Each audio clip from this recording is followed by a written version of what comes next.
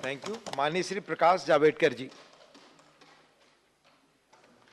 उपसभापति महोदय, ये बिल सर्वसम्मति से पास होगा ये मेरा विश्वास है, क्योंकि देश की जरूरत का एक बहुत दिन जो नहीं हुआ था वो बिल ये है। पिछले 25-30 सालों से ये देख रहे लोग कि जहाज अगवा करते हैं, सेलर्स को अगवा करते हैं, हाई सीज में माल की चोरी करते हैं, और ये गुना हर साल 50 से 60 होते हैं दुनिया भर में। तो ऐसा नहीं कि ये समाप्त हुआ है।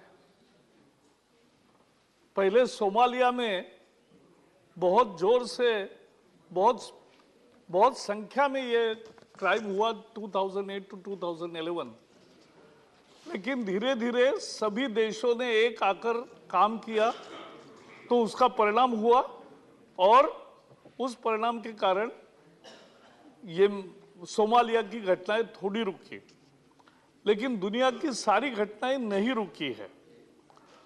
आज हमारे कोस्ट गार्ड की ये प्रॉब्लम है कि हमारा जो 200 नॉटिकल माइल के आगे जहां हमारा एक्सक्लूसिव इकोनॉमिक जोन खत्म होता है, समुद्र ऐसा है, इतना बड़ा है, विशाल है कि हर देश का 200 किलोमीटर का भाग जो है वो एक्सक्लूसिव इकोनॉमिक जोन है, लेकिन बाकी जो जोन है वो किसी का नहीं है। तो वहां अगर कोई पायरेसी करता है तो उसको पकड़ने का कोई प्रोविजन नहीं था। ये कानून मूलतः उसके लिए है, और इसलिए, और हमारी दूसरी भी है, वैसे दुनिया में हमारा ट्रेड बहुत ज्यादा मात्रा में नहीं है, लेकिन जो भी है वो 90% जहाज से ही होता है, और दुनिया के अनेक कमर्शियल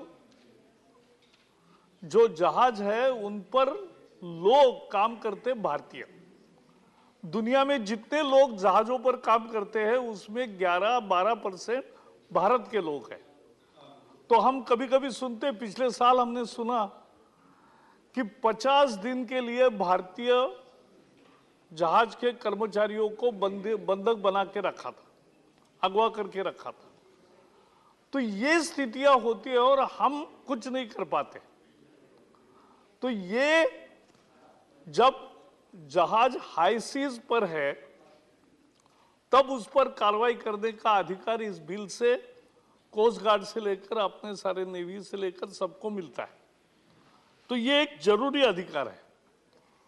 और ये जैसे मंत्री जी ने कहा कि यूएन सिक्योरिटी काउंसिल में भी इसकी चर्चा हुई थी, लेकिन अभी 2 साल भारत की प्रेसिडेंसी थी, तो प्रधानमंत्री जी ने ये 5 चीजें आवश्यक करने की बताई, सबने मान भी ली, और एक आउटकम डॉक्यूमेंट प्रेसिडेंशियल स्टेटमेंट घोषित हुआ।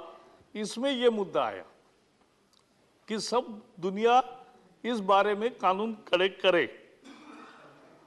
और इसलिए ये कानून बहुत जरूरी था, वो हुआ है। हमारे मित्र वकील है, तो उन्होंने वकीली के दृष्टि से वो बताया है कि क्या डिफिकल्टी हो सकती है। अगर एक भी डिफिकल्टी नहीं होगी तो वकील क्या करेंगे? तो कुछ तो होगा, लेकिन सुधार भी होता है, यही लोकतंत्र है और उसी की मजा है। स्टैंडिंग कमेटी की सार्थकता ये मेरे मन में हमेशा एक मुद्दा है ही कि, और मैं कोई भी सरकार हो, हमारी हो दूसरे की हो, मैं हमेशा मानता हूं कि स्टैंडिंग कमेटी में चूंकि कैमरे नहीं होते, चूंकि रिपोर्टर्स नहीं होते, सब लोग अपने दिल से जो देश के हित में बात है वो करते हैं, और इसलिए अनेक अच्छे सुझाव हर स्टैंडिंग कमेटी में आते हैं। यहां 14 में से 12 पर उन्होंने स्वीकृति दी, ये एक बहुत बड़ी बात है सरकार के लिए भी और स्टैंडिंग कमेटी के लिए भी, गौरव दोनों का है। और यही परंपरा कायम रहनी चाहिए। एक अत्यावश्यक बिल था सिक्योरिटी, जिसमें प्रधानमंत्री जी ने यूएन सिक्योरिटी काउंसिल की अध्यक्षता करते हुए ये शुरुआत की, तो इसको आज हम अंजाम दे रहे हैं।